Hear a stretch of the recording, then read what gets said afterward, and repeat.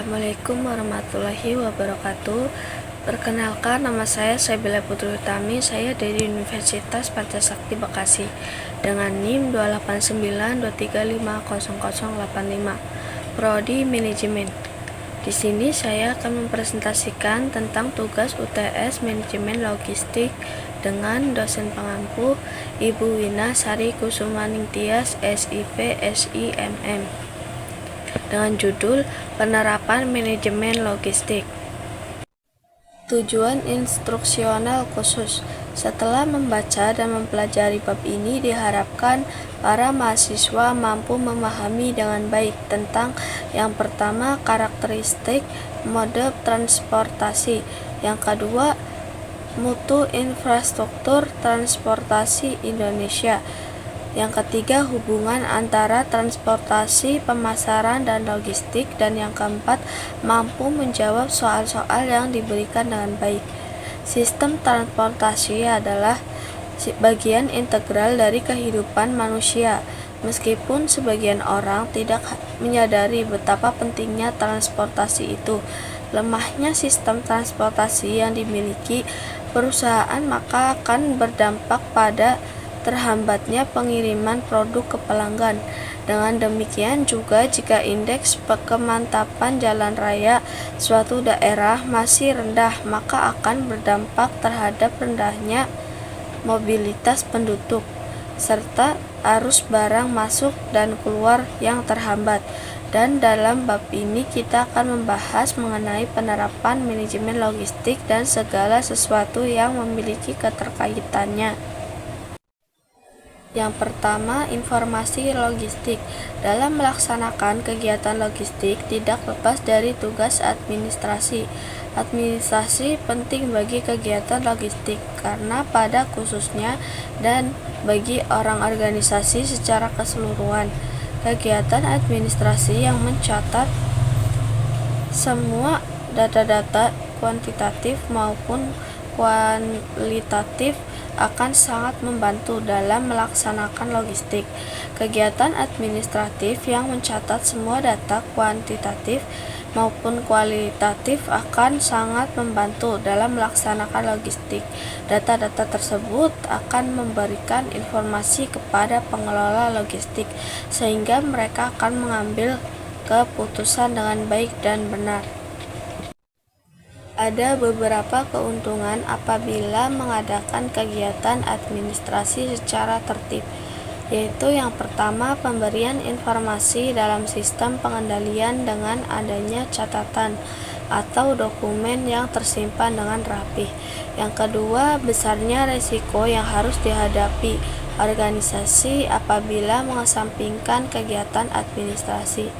Yang ketiga, kegiatan administrasi sangat bermanfaat bagi manajer dalam pengambilan keputusan.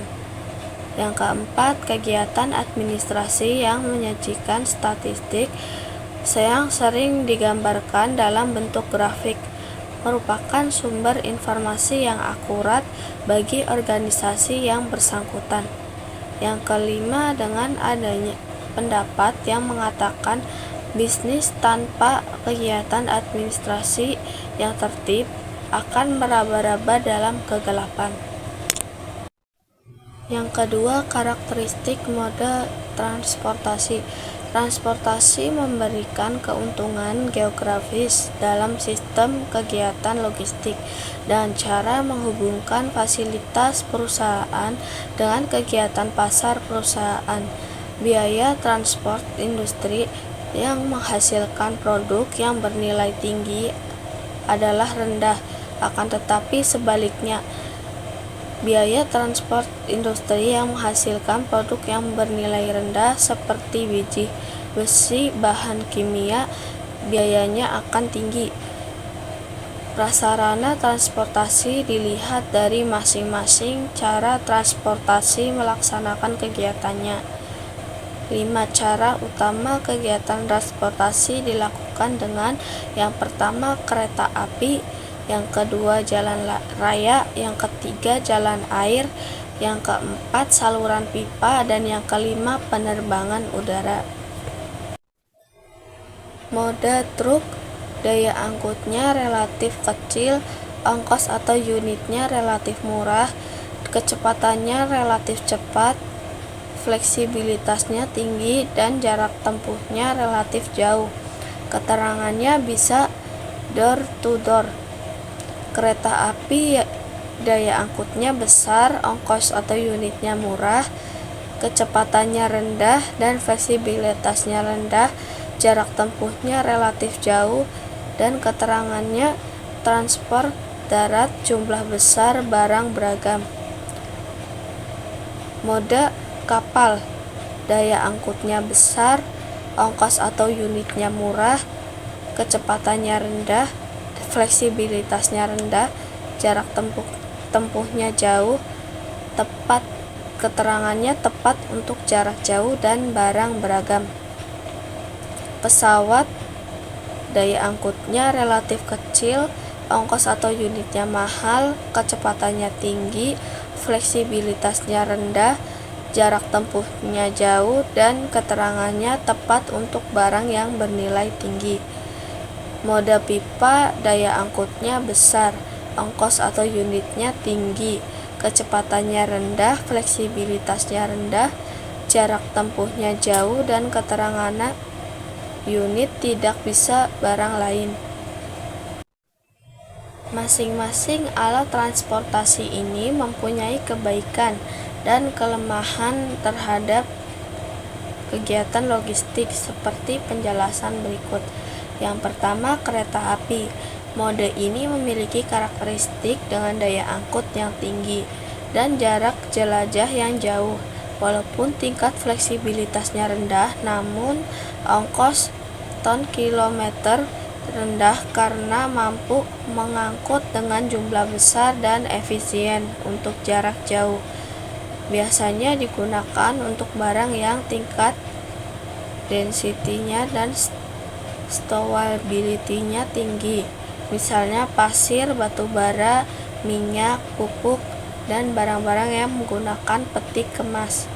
Akan tetapi, alat transportasi ini memerlukan biaya tetap yang cukup tinggi dan biaya peralatan rutin yang cukup tinggi pula, serta pengeluaran biaya lain untuk hak pemakaian jalan, peralatan langsir, dan penggunaan stasiun kereta api sebagai sarana transportasi darat di Indonesia secara historis ada di Pulau Jawa dan Sumatera, sekarang menyusul Kalimantan.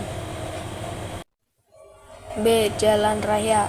Alat transportasi jalan raya bisa dikatakan lebih maju dibanding dengan alat transportasi lainnya, karena alat transportasi dengan jalan raya selalu bisa dilalui oleh kendaraan bermotor.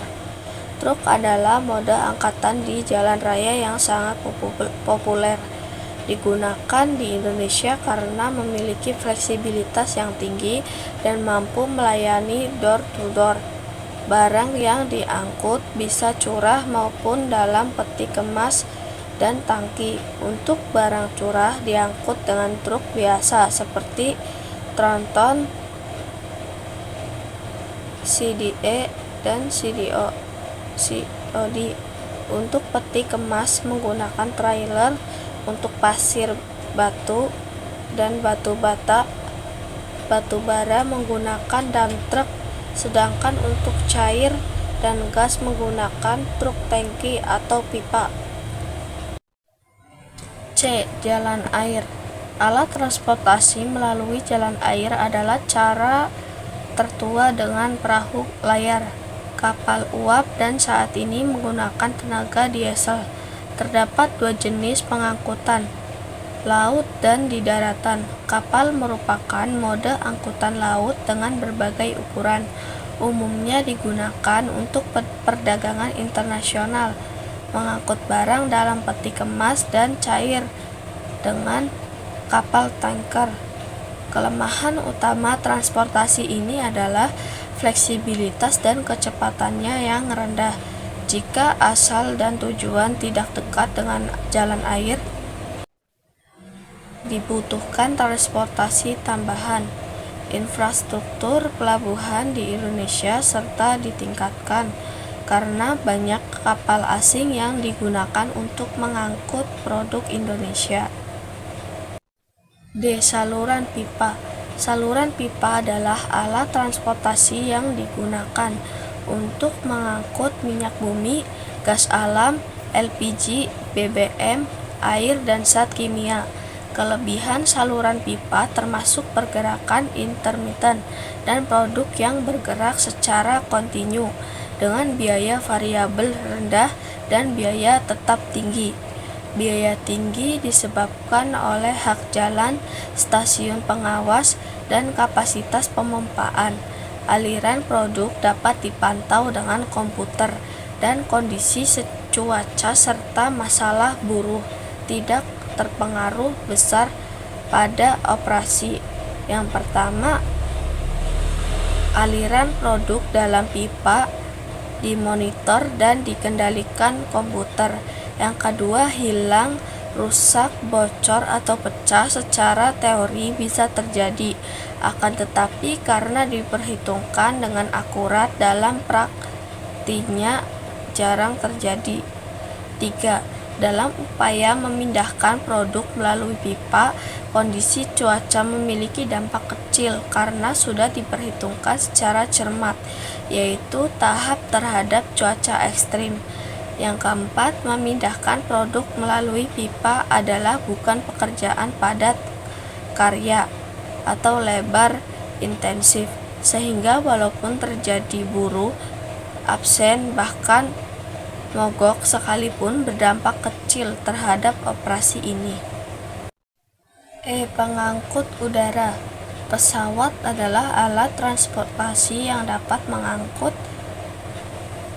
kargo dengan cepat, meskipun biayanya tinggi dan tidak fleksibel, cocok untuk barang yang bernilai tinggi atau yang perlu cepat.